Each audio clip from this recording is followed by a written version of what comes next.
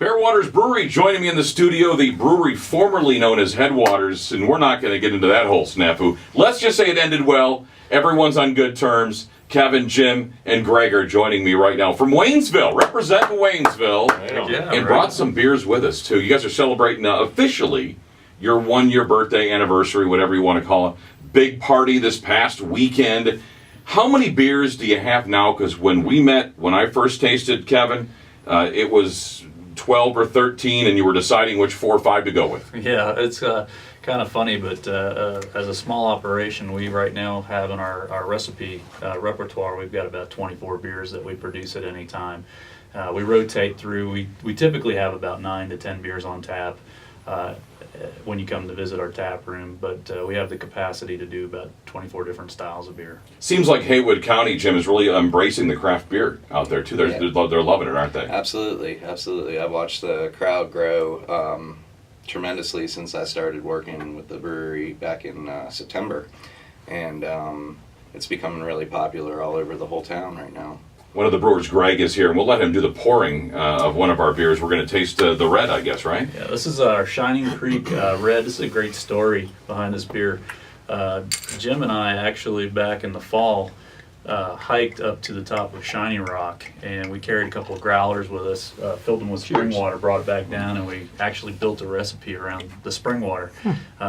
We made a red ale, called it Shining Creek, and we decided to put a little twist on it. We started barrel aging it in some old Maker's Mark oak barrels. You can smell the bourbon right away, and I love Makers, so that's a great one to do it in. Yeah, and it really just added a whole new depth and dimension to the beer. Just really a cool flavor profile that'll take you through. That's nice and smooth. The bourbon aging, you can tell it's mostly in the back end. It doesn't get you right up front, which is good. Some of them are a little too powerful. Yeah, this one sat in a barrel for about 3 months. The nice thing about the recipe, the beer actually has cinnamon and honey in it to begin with, so it kind of imparts almost a little bit of a cherry flavor on the front of the mouth. It's smooth. Yeah, then it comes through smooth and finishes with a nice bourbon flavor on the backside. Very nice. Whose recipe was this, man? I got the idea of the story. Yeah, actually, I kind of sat down when we got back from our hike and started working on it.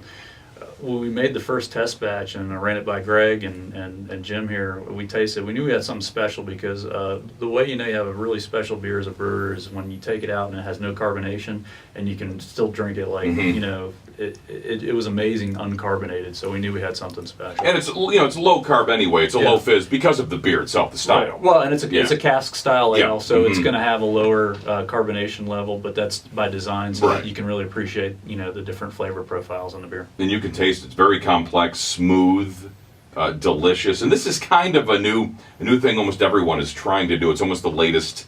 The hot style, I guess, is the bourbon aging. Everyone seems to be trying it, but the problem with it is a lot of people don't do it well. Yeah, we actually... I've tried a bunch, and I got to tell you, some of them fell flat. This one does not. Yeah, it was really nice because we've really made some good relationships with a lot of the Asheville breweries, and we're good friends with a lot of them. We consulted with the guys at Wicked Weed before we started a barrel aging program because they're doing it very well, obviously, and they gave us some great tips before we actually put any beer to the barrels, and I think it turned out real well. And that's one of the things about the beer community. Everyone shares ideas. They're sharing, recipes, in some cases, hints and whatnot. And those guys, Luke and Walt at Wicked Weed, they're doing a great job. And just the whole community. Have you had a chance to, you're out in Haywood County in Waynesville, so you're kind of separated a little bit. Yeah, we're actually, we joined the Asheville Brewers Alliance as a Haywood County brewery. We're going to be obviously participating here in the Beer City Fest, and we'll be in the festival this coming weekend.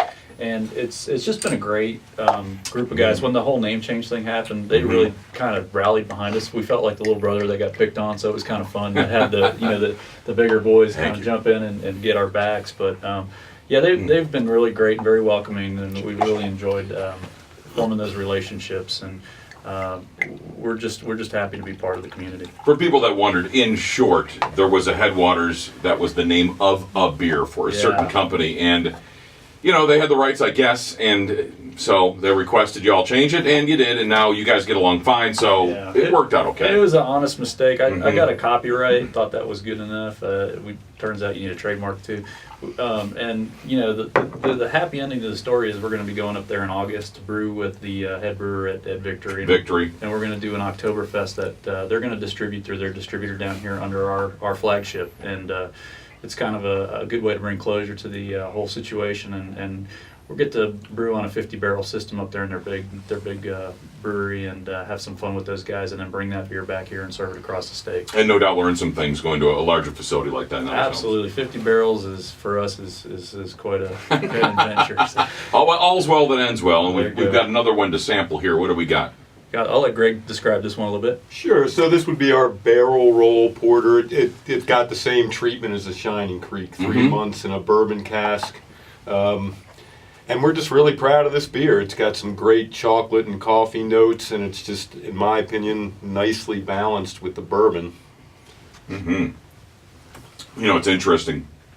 Same treatment of sort, but way different flavor profile because it's a porter. Right. You know, and you taste mostly porter flavors. Yes. And then once again, you can tell it's been aged in the bourbon barrel because of the back end smoothness. But you guys are doing a fantastic job with these beers out there. Oh, thank you. Appreciate that. Yeah, it's just been really a lot of fun. We're definitely hooked on the barrel aging program. It'll become part of our regular repertoire as we grow. And it does some amazing things to the beers, and it's a lot of fun.